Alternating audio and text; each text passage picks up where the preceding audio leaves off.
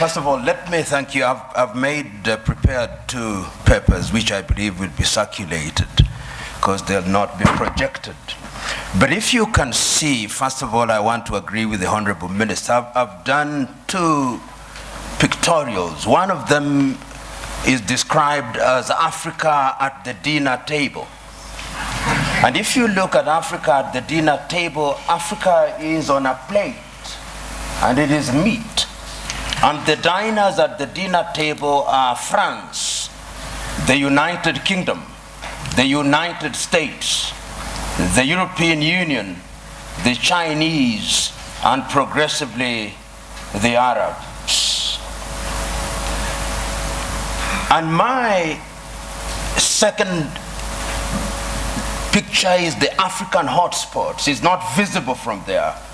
But if you look at Africa today and you make a clean sweep with your mind, there are different conflicts of different intensity in Somalia, in northern Mauritania, in northern Mali, in Central African Republic, Democratic Republic of Congo, Guinea-Bissau, in the Cameroons, in South Sudan, and one can go on and on.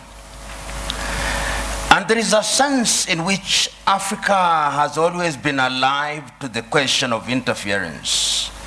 I will refer this audience, particularly those who are starting, to take time and read the 32 odd speeches that were made in the month of May 1963 by the then heads of states and government of independent African states, the 32 of them. And there are 2 speeches that I want to isolate for this presentation. One was by David Dacko of Central African Republic. And in thanking Emperor Haile Selassie and Kwame Nkrumah on that day, he said that we must never forget that the colonial power has not left us. We must recognize that he did not go willingly. And if we don't check them, they'll come back again. And what would little Central African Republic do against them? Today, he is right. Today, if we remember the activities of France and how they have propped up the regime of Jean Bedel Bokassa, he was right. Today, as the Honorable Minister has indicated, Africa remains the only continent in the world that is referred to in these terms, Anglophone, to mean that we are a sphere of our erstwhile colonizers. About 2 weeks ago, there was a meeting of the Commonwealth in London, England.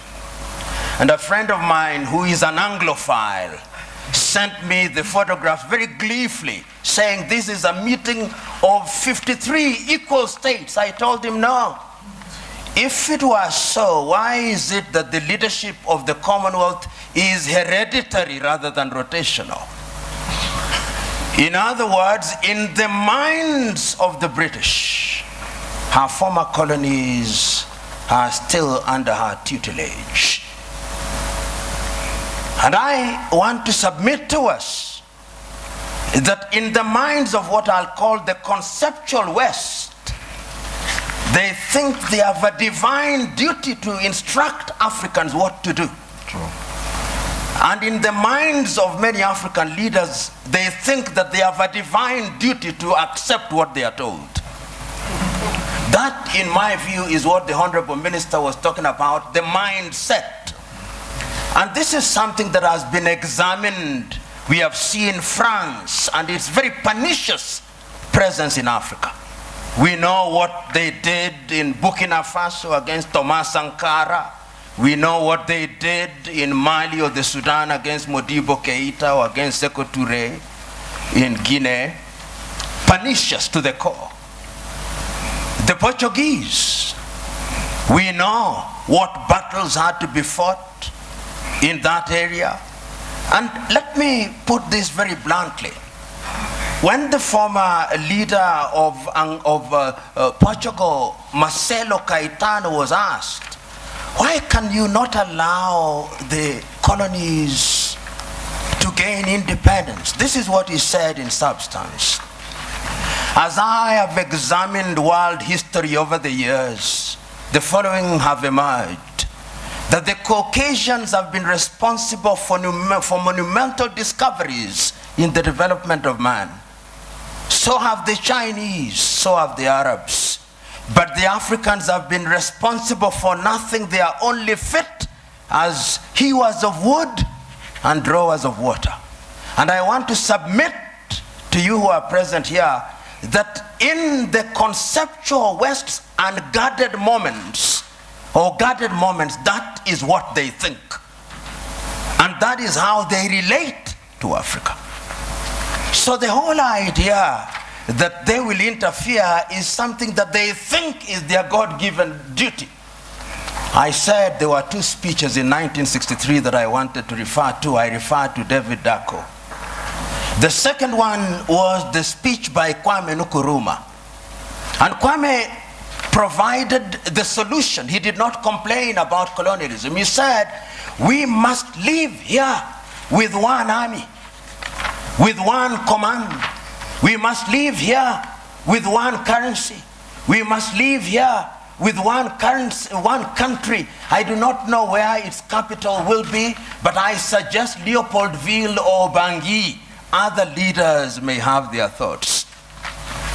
Kwame was right, but who listened to him?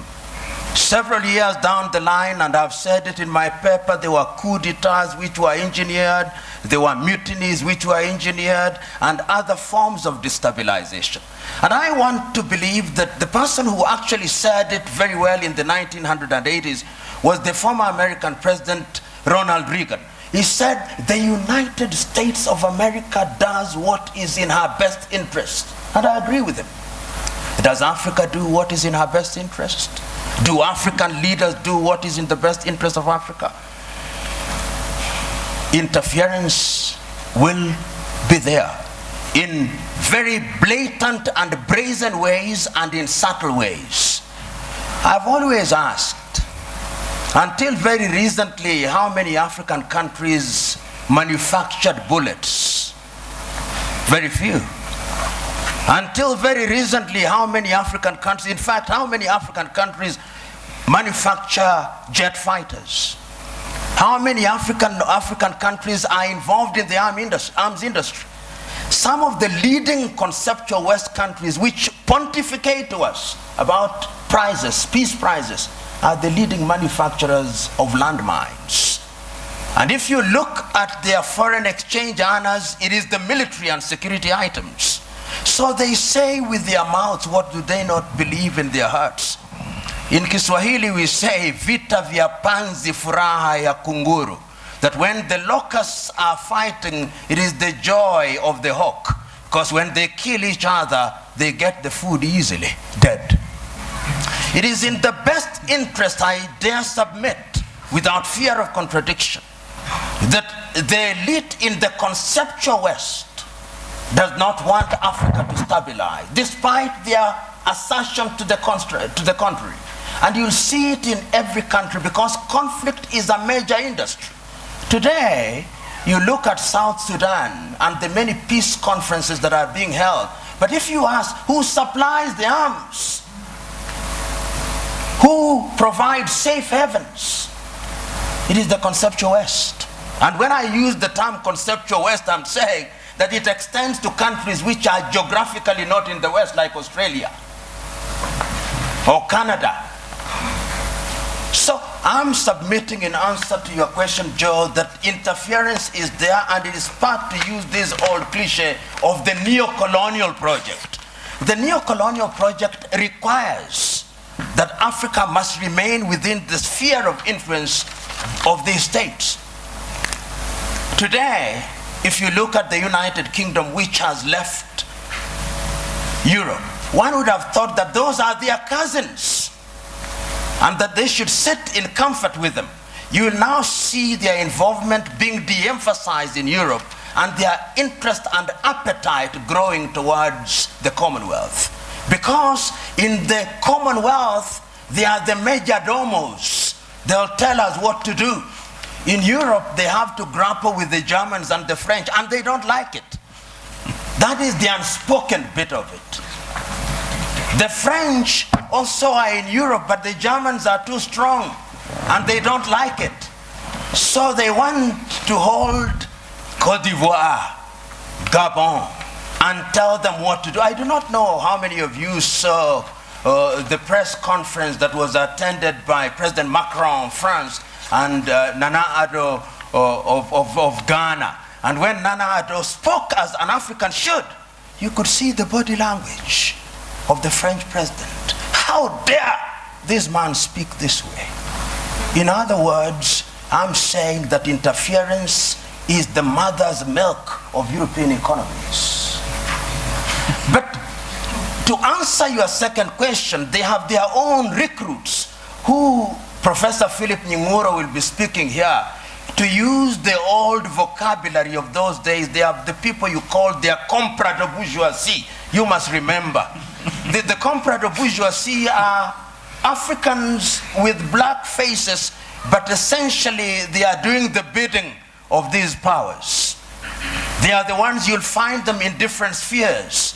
And they will be present. They are in your cabinet, but they are actually representatives of the foreign intelligence agencies of those countries.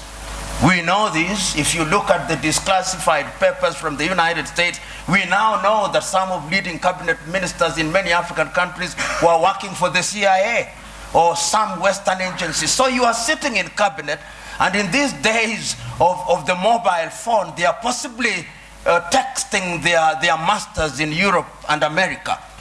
So interference is also exacerbated by these comprador bourgeois for their own benefits. And it has never changed, Honorable Minister. In the early days of slavery, they gave some of the chiefs mirrors and alcohol. Today, what they give them are flats in Paris or in Dubai. And that is what makes them undermine Africa. The third mode of interference is through institutions. Look at the competition as it is now. There is a new entrant into the market that is called China. China is very subtle. Many people wrote the obituary of Rwanda in 1994. 20 years down the line, it has been demonstrated that Africans can actually do it. Between 1983 and 1987, I think Thomas Sankara in Burkina Faso also demonstrated that it can be done. We saw in Somalia, despite their problem. So my prescription is African unity. Africa must now begin to negotiate initially in terms of blocks, SADC, ECOWAS, East African Community, and ultimately as African Union.